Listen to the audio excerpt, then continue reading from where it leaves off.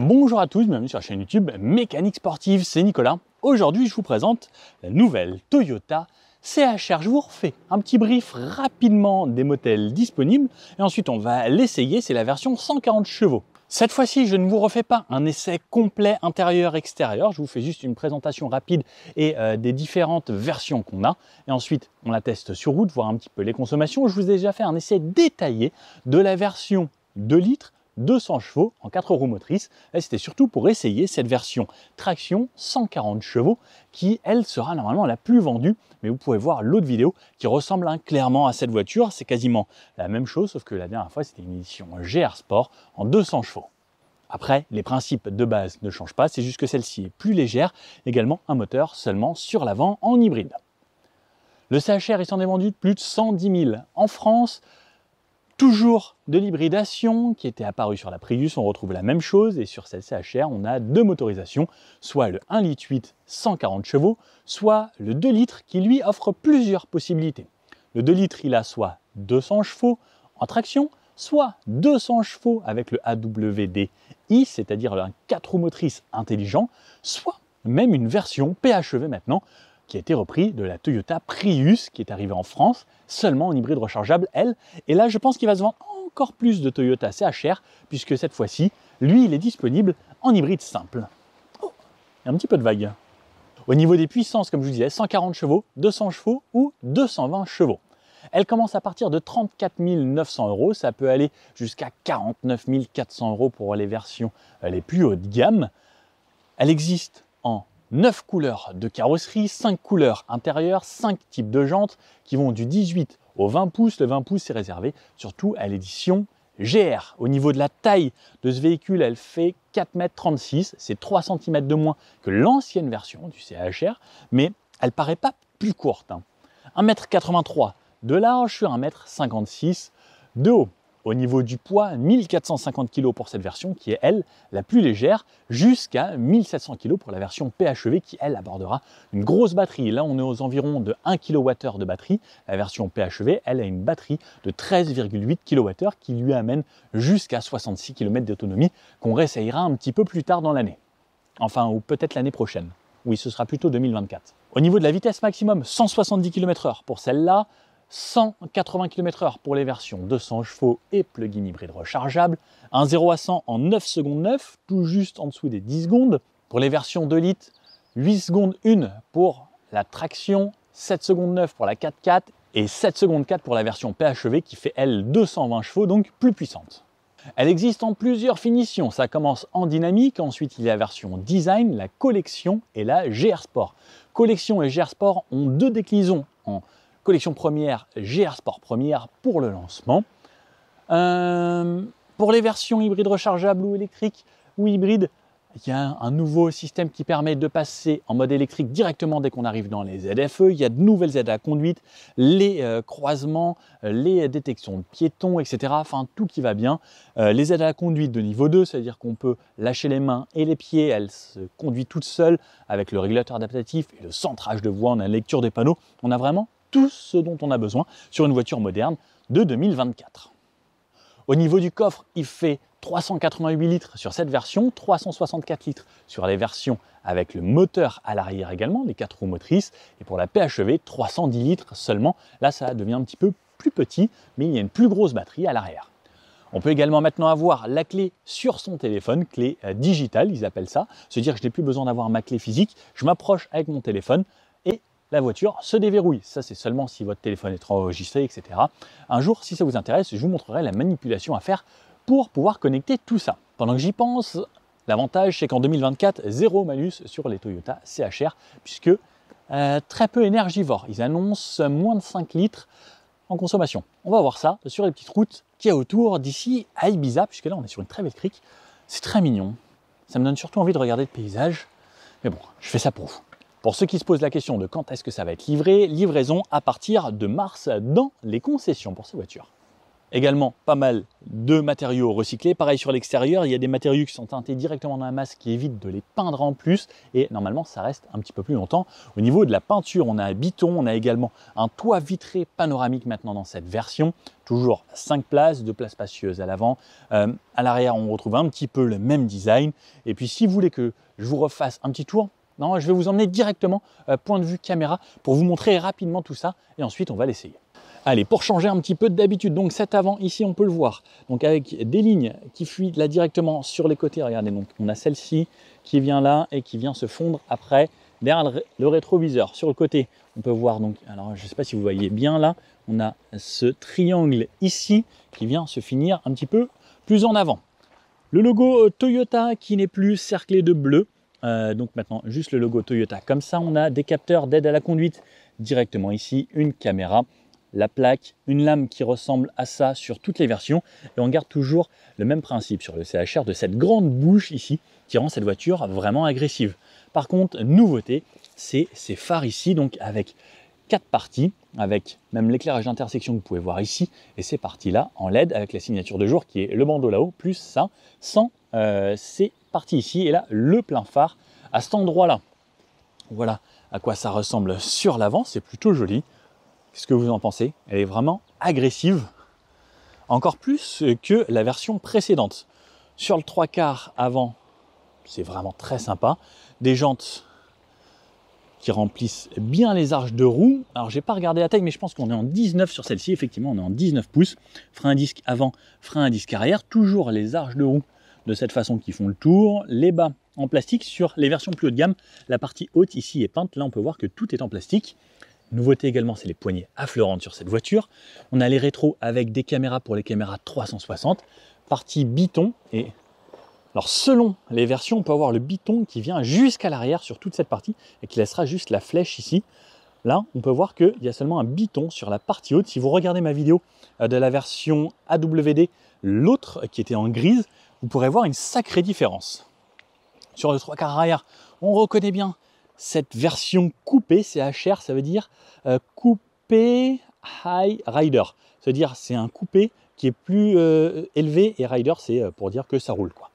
Bon, qu'est-ce que vous en pensez de ce 3/4 arrière? Ça fait vraiment très agressif, et c'est surtout là, cette partie-là que je trouve très très agressive.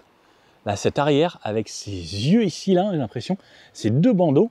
Donc pareil, on a le Toyota CHR ici qui s'illumine lorsqu'il fait nuit et lorsqu'on s'approche de la voiture. 3e feu stop également qui est intégré au milieu. Le logo Toyota, pareil, toujours simple maintenant, plus cerclé de rouge, et ce long bandeau lumineux. Et regardez, cette partie bloc optique arrière est quand même vraiment balèze, hein. On peut le voir, donc ça commence ici et ça vient jusqu'à là, mais le bloc fait vraiment tout le tour jusqu'à l'extrémité.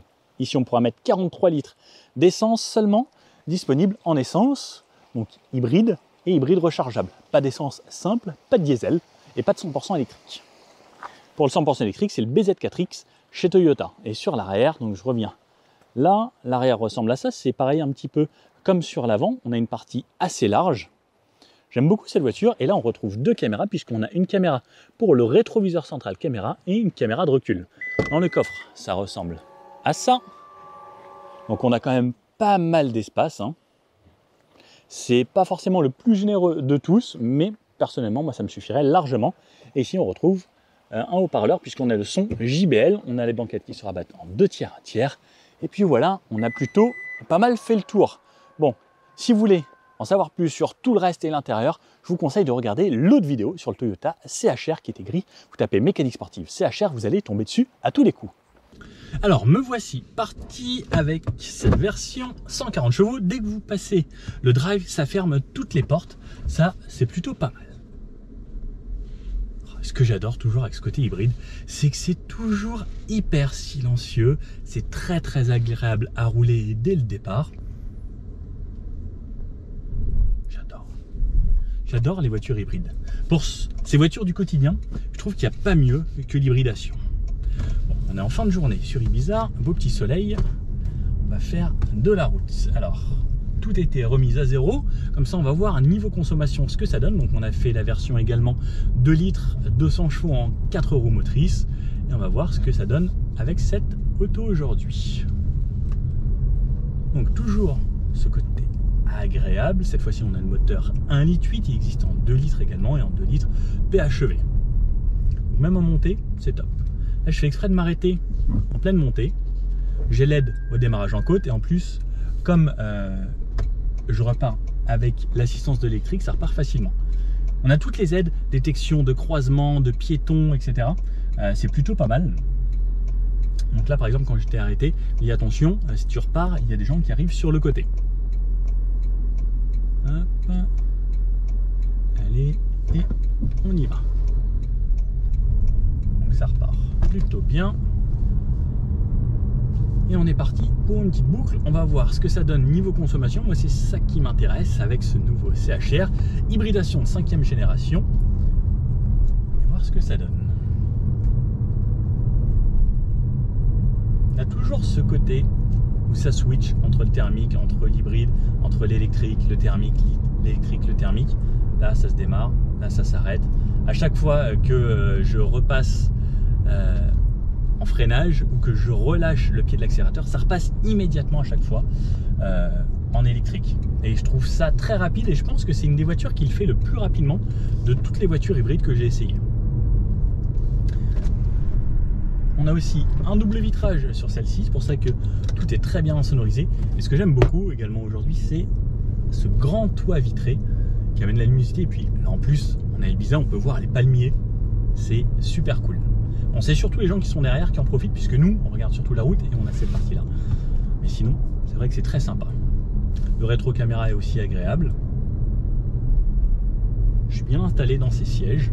C'est pas légère, mais j'ai l'impression qu'ils sont aussi fermes que légères, mais on a quasiment autant de moyens, autant de maintien que dans les sièges sportifs. On a quand même tous les réglages en électrique. Je trouve ça quand même assez top. Alors, pour l'air accélération et autres, donc là je suis en mode normal, je peux passer en mode éco qui me change la réponse à la pédale d'accélérateur. C'est un petit peu différent. Hop, soleil. L'idéal avec ce genre de voiture, c'est le mode normal ou le mode éco. Le mode sport peut servir un petit peu si on est à la montagne, qu'on veut s'amuser un petit peu plus. Après, on n'a pas de palette comme sur certaines voitures où ça simule une sorte de passage de rapport.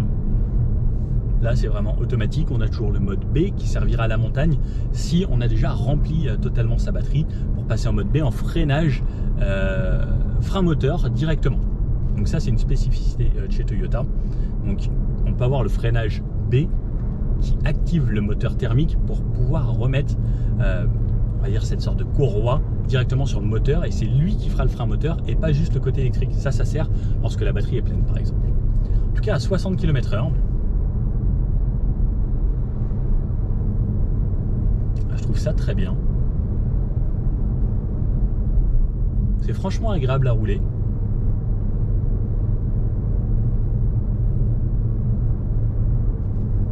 On a les aides à la conduite si on a besoin, mettre le mode, régulateur adaptatif, le centrage de voie, tout ce qui va bien, 60 km/h. Et là, la voiture roule toute seule. Moi j'adore ces aides à la conduite, je ne sais pas vous, personnellement moi par exemple là c'est 60. À 60, bon bah il n'y a rien d'excitant dans la conduite, donc autant en profiter de toutes ces aides. Et au moins je ne dépasse pas la vitesse, en plus c'était marqué radar, autant faire attention et rester à la limitation. Et en profiter. Même avec le scooter et autres, le double vitrage, bravo Toyota, parce que il y a des voitures beaucoup plus haut de gamme qui sont moins bien insonorisées que ça. Au niveau de la suspension, elle a été un petit peu assouplie et cette voiture est devenue quand même vraiment confort, hein. Et puis je suis super bien maintenu dans ces sièges, très agréable. Ça passe à 80 ici, donc je reste appuyé sur mon petit bouton, ça monte de 5 en 5, 80, la voiture relance, j'arrive à 80,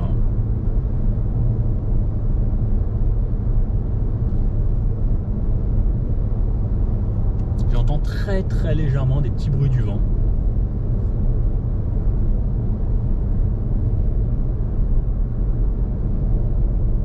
Mais c'est confort, franchement c'est bien. Très léger bruit de roulement.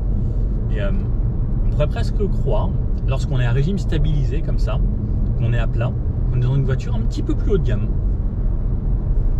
Là, en plus, avec plein soleil de face, elle détecte quand même les lignes, alors que moi, j'ai du mal à les lire, les lignes, parce que ça reflète avec le soleil. Franchement, pas mal. Hein.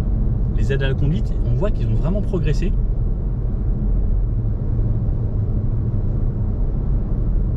Franchement, je lui fais assez confiance. Et bonne surprise. Très sympa. Ce qui est bien avec celle-ci également, c'est que c'est la voiture dans les CHR la plus légère. Donc seulement 1450 kg. C'est celle avec une petite batterie, le plus petit moteur. Elle est qu'en 2 roues motrices, donc en traction. Donc ça lui mène un petit peu plus de légèreté. Dès que je décélère, également, je repasse en mode électrique. Et franchement, lorsqu'on est à plat, entre le thermique et l'électrique, le moteur est bien insonorisé, sauf effectivement quand je vais accélérer un peu plus fort, comme là, où ça va accélérer, ça va monter haut dans les tours, mais sinon, je trouve ça assez bluffant. Et j'ai presque même l'impression, non, c'est quasiment pareil avec le 2 litres au final. J'ai presque l'impression que le 2 litres est un poil plus brillant, mais pas vraiment. Alors, belle petite route. Allez, on se tente. 1 0 à 100, c'est parti en mode sport. 24, 30, 40, 50, 60, 70, 80, 90 et 100. Ça y va, plutôt correctement. Il n'y a personne derrière, on va se tester un 100 à 0. Donc là, on est sur une belle ligne droite. Allez. Ouais, ça freine plutôt efficacement. On sent qu'il y a une certaine légèreté dans la voiture. Ça fait plaisir. La suspension reste assez ferme. Je vais repasser en mode éco. On voit que la voiture ne plonge pas trop. Elle freine bien. Ça reste stable. Et non, c'est franchement bien. Et puis on sent de la légèreté. Comparé à la version 4 roues motrices que j'ai essayé, qui était en hybride également, on sent que la voiture, celle-ci, est quand même plus légère. Alors, ça reste toujours confort, ça s'appuie un petit peu à gauche à droite lorsqu'on zigzague comme ça. On sent que c'est typé confort, que ça ne se veut pas forcément être une voiture très dynamique. Elle me dit, souhaitez-vous faire une pause, parce que je fais n'importe quoi. C'est pas fait pour être forcément une des voitures les plus dynamiques, mais elle a un look quand même très sympa. Et à la fois, elle a ce côté confort, et on peut quand même l'emmener un petit peu, hein. Mais c'est pas fait forcément pour rouler vite, et surtout avec ce type de moteur, c'est pas la performance qui est privilégiée, et puis surtout avec ce moteur 140 chevaux, encore moins.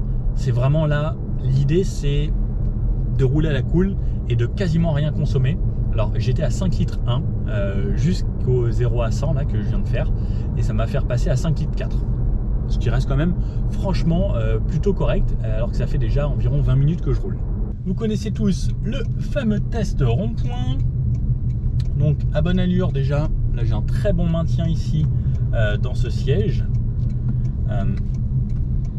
Franchement c'est agréable, ça me maintient bien le bas du dos, et on sent qu'on peut y aller quand même assez rapidement. Alors ça s'ouvre un peu, ça s'ouvre pas mal. Par contre, je sens l'électronique qui fait tout son possible pour essayer de me garder sur ma trajectoire. Et ça se débrouille bien. Parce qu'on allait quand même assez rapidement. En fait, on s'en rend pas compte. Comme c'est bien insonorisé et que c'est confortable, on va quand même assez vite à force. Là, on va aller sur des petites routes qui sont un petit peu plus sinueuses. On va voir ce que ça donne. Donc là, je suis en éco, donc je peux repasser en normal, qui va privilégier un petit peu plus les reprises. Parce que le mode éco, lui, son but, c'est de faire la meilleure consommation. Et en mode normal, on sent tout de suite qu'il y a un répondant différent. Et si je passe en mode sport, le mode sport, lui, amène beaucoup plus de répondants. Et le but du mode sport, hein, c'est justement d'avoir de meilleures relances. Ouais, c'est super joli ici. Au niveau de la direction, c'est très léger, c'est bien assisté. Alors, il faut faire attention, parce que comme je dis, c'est pas non plus une voiture de sport. Ça se débrouille plutôt bien. Et là, ça tourne fort. On appuie sur les freins, ouais, ça s'ouvre légèrement. On sent très vite les freins et l'ESP qui pince les roues arrière pour rééquilibrer la voiture. Et, non, c'est agréable. Si on veut pas la pousser, là par exemple, juste en roulant de façon normale, on va dire un petit peu rapidement, ça tient plutôt bien la route. En plus, elle reste confort dans toutes les conditions. Donc ça, c'est quand même assez agréable. La pédale de frein est très progressive. À chaque fois qu'on freine, ce qu'il faut savoir, c'est que ça fait du freinage régénératif. Si par exemple, je suis sur des routes de montagne comme ça et que ma batterie est pleine, là, je peux passer en mode B. Ça me redémarre instantanément mon moteur. Et quand je freine, ça va combiner le freinage des plaquettes et du moteur pour me créer un vrai frein moteur. Ça, c'est le mode B chez Toyota. La plupart des autres marques, c'est juste un freinage électrique qui est un petit peu plus fort. Chez Toyota, c'est seulement le moteur thermique qui va jouer le rôle de frein moteur. Et c'est le vrai frein moteur qu'on connaît, comme lorsqu'on a une boîte de vitesse manuelle. Bon, très agréable, hein, cette voiture, franchement, c'est très sympa. Le mode B n'est pas forcément privilégié tout le temps. Le but, c'est d'abord de remplir sa batterie et de rouler le maximum possible en électrique. Allez, petit bout en off-road, tester un petit peu ses suspensions.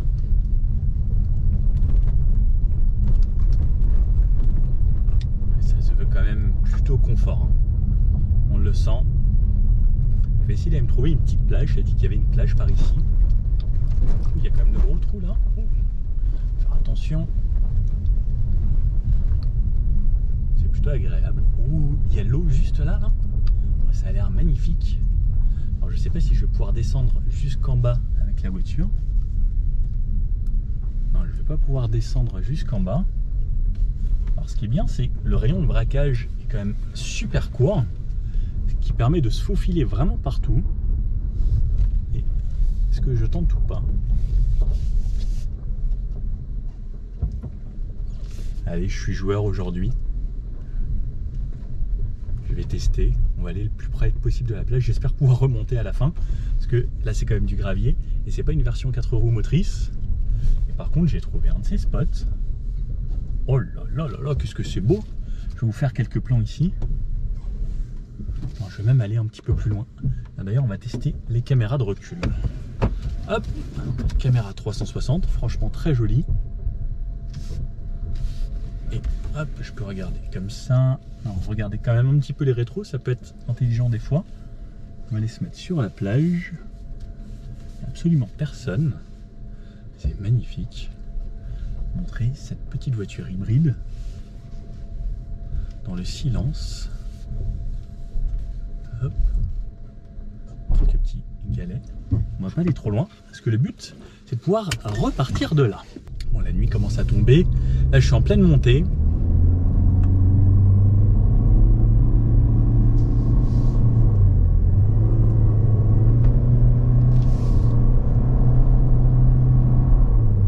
Alors, effectivement, quand on ne connaît pas ce système CVT, ICVT, c'est un petit peu particulier au début. Il faut juste y faire. On se met un petit peu de musique. Et franchement, on l'oublie un petit peu tant qu'on n'a pas le pied forcément trop lourd.